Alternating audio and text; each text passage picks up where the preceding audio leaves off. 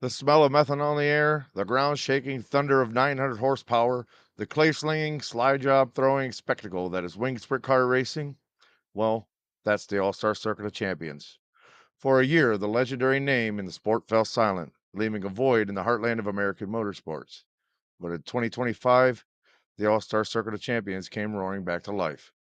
We've crisscrossed Ohio, invaded the Pennsylvania Posse's turf, and battled through a brutal 9-day speed week that tested the limits of man and machine. We've seen hometown heroes rise, veterans reclaim their glory, and a new generation of stars fight tooth and nail for a coveted championship. From the season's first green flag to the final checkered, it's been a nonstop thrill ride of passion, perseverance, and pure speed. It's been a triumphant return for the All Star Circuit of Champions in 2025. From shocking Ohio Speedweek upsets to last lap thrillers, the season has been pure adrenaline. Kalib Henry leads the charge, but Cale Thomas, Zane DeVault, and the wild card Devin Borden are hot on his heels. It all comes down to the finale this weekend. So who will be crowned the champion? I'm Russ Fritz, telling you to strap in tight because this isn't just racing. This is switching grooves.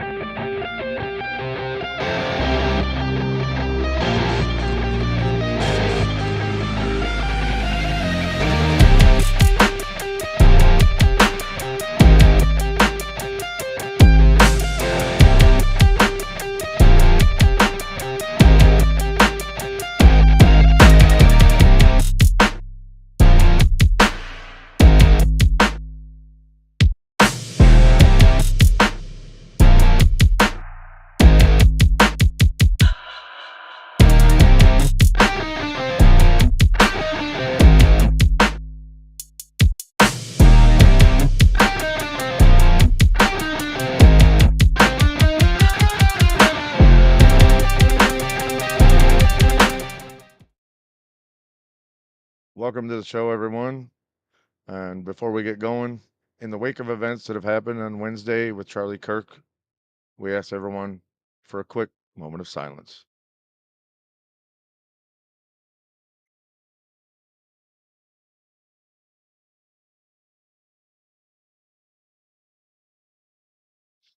Thank you.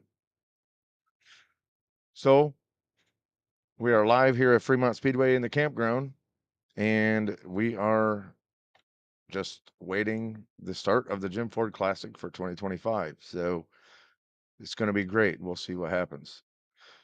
But on with the show. A new dawn for an old favorite.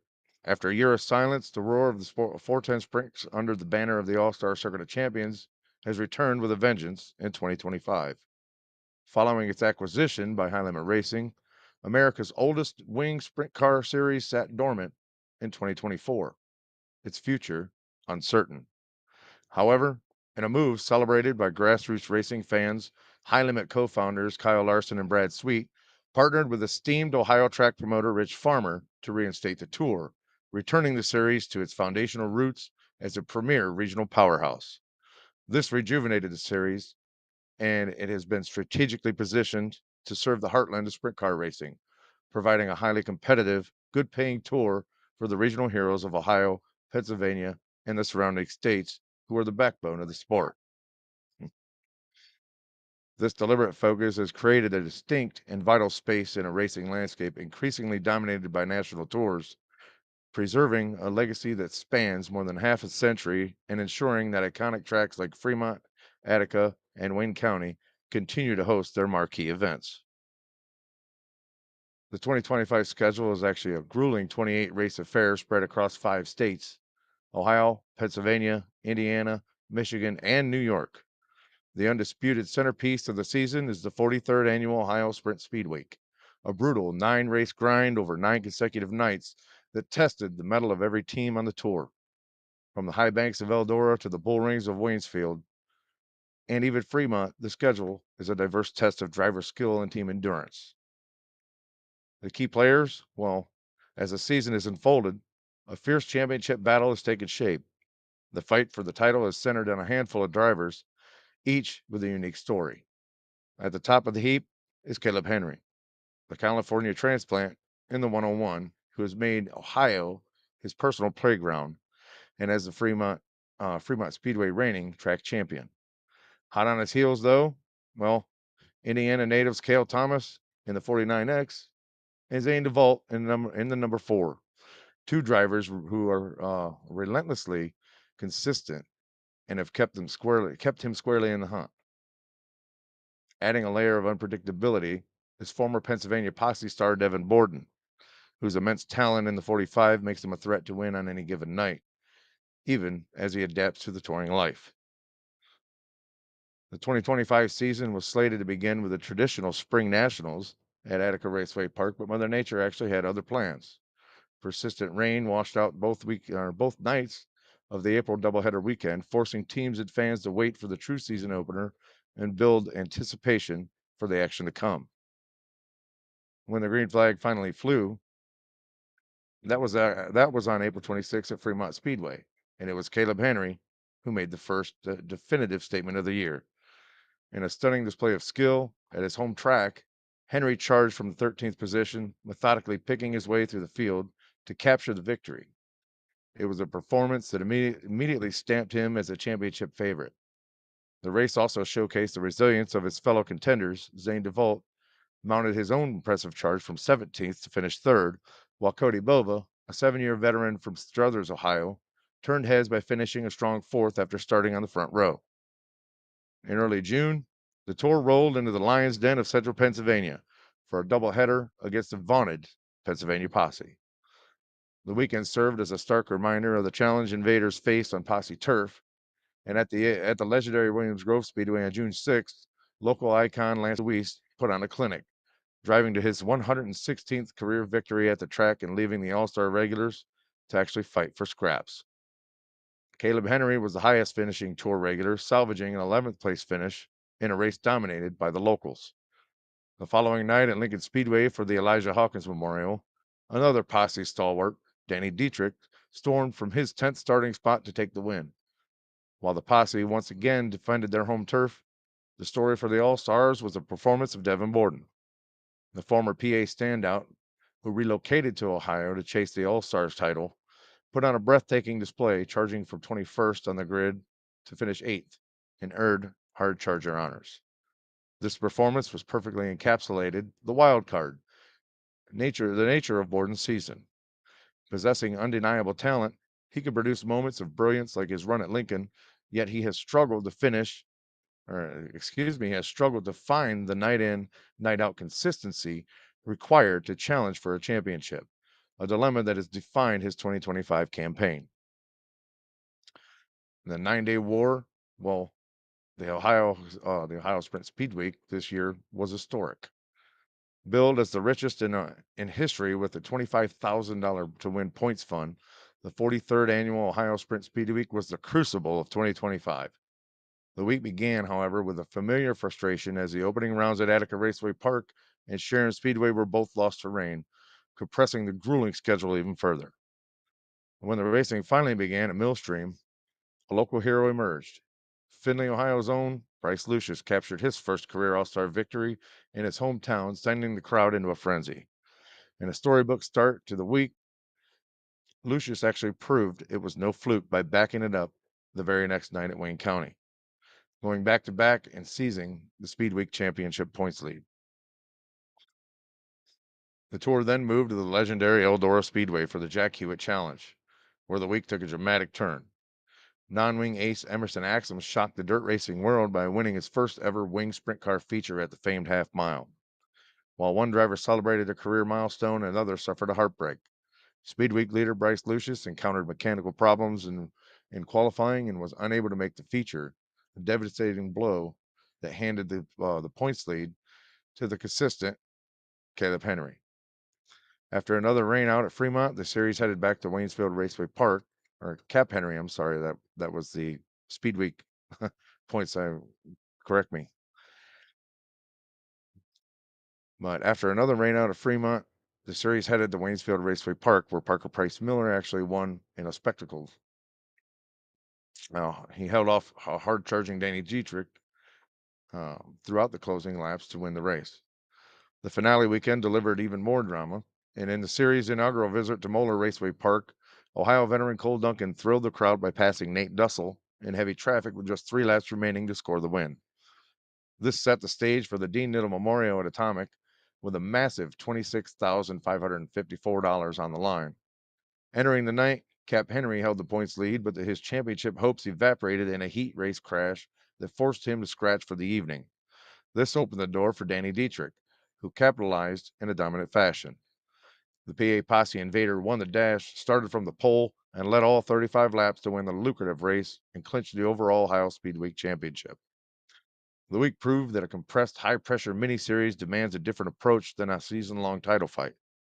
While the top all-star regulars remained consistent, they could not match the peak performances of invaders like Danny Dietrich, whose podium-level consistency across the contested races ultimately earned him the crown.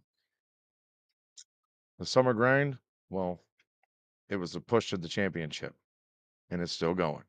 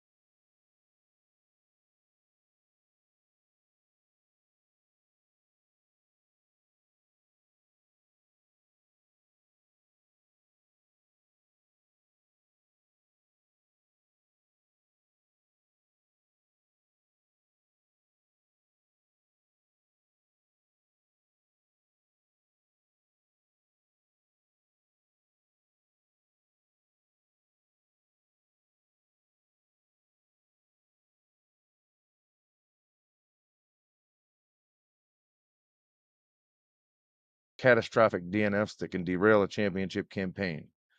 His constant presence near the front of the pack has allowed him to build a steady points lead, making him the clear favorite heading into the final weekend.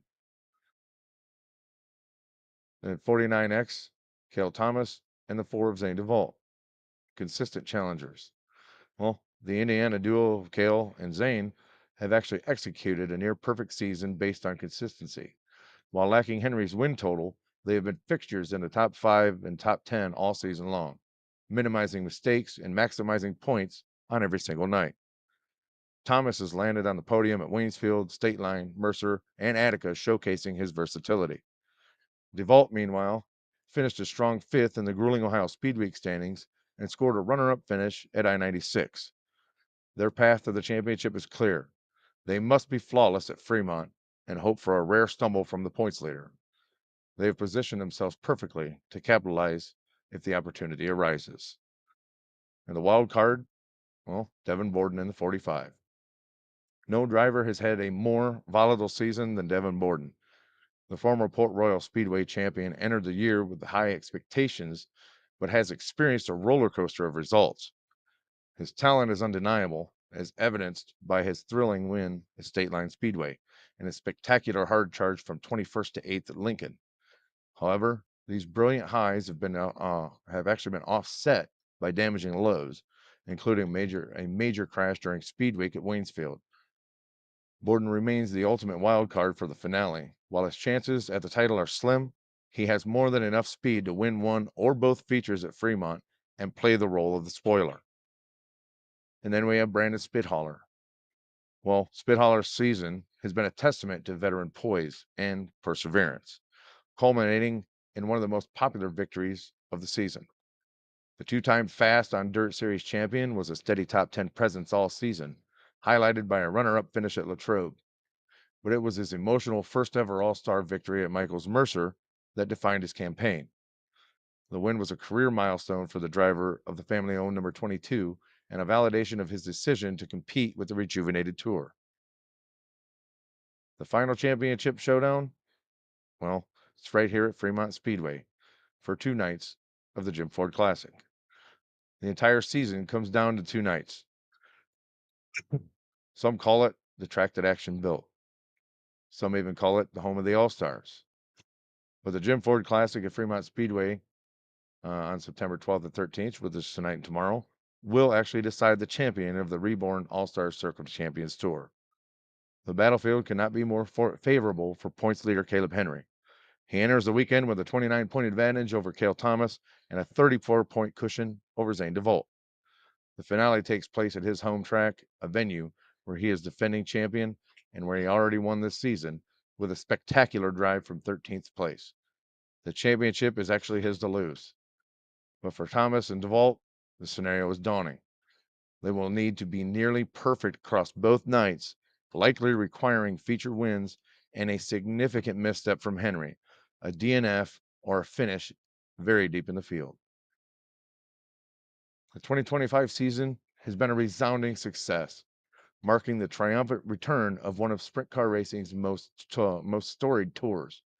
It has delivered a compelling championship battle, celebrated the grit of regional racers, and produced unforgettable moments, from Bryce Lucius's hometown heroics during Speed Week to Brandon Spithaler's emotional breakthrough victory. So the entire season has just been packed with drama. So now all eyes turn to Fremont Speedway for one final weekend of action that will crown the 2025 All-Star Circuit of Champions Championship title. But that's going to do it for this episode. And remember, if you live for those dirt slinging, dirt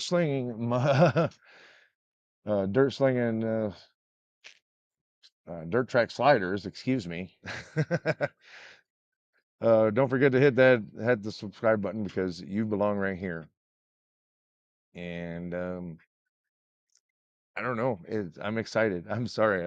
I'm really, really excited for what's coming up. So, hey, don't forget to subscribe so you never miss a finish.